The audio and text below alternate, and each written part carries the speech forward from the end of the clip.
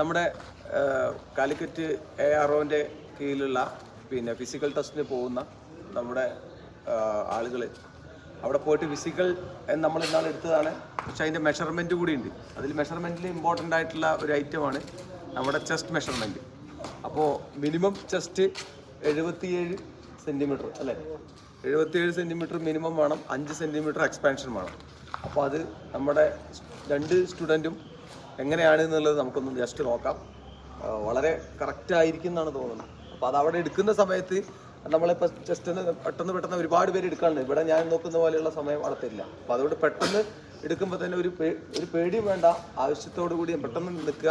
പിന്നെ എക്സ്പാൻഡ് ചെയ്യാൻ പറയുമ്പോൾ നമ്മൾ പെട്ടെന്ന് തന്നെ അതിൻ്റെ എക്സ്പാൻഷൻ ഒന്ന് കറക്റ്റായിട്ട് ഇങ്ങനെ ശ്വാസം എടുത്തിട്ട് വികസിപ്പിക്കാം. വെറുതെ ഇങ്ങനെ കാണിച്ചിട്ട് കാണാൻ പറ്റില്ല. അപ്പോൾ നിങ്ങളുടെ എക്സ്പാൻഷൻ ഇല്ല പറയും. ഓക്കെ, അപ്പോൾ ജസ്റ്റ് നമുക്കത് നോക്കാം.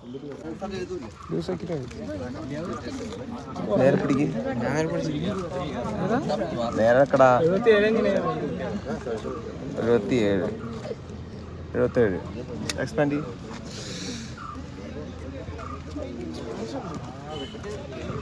82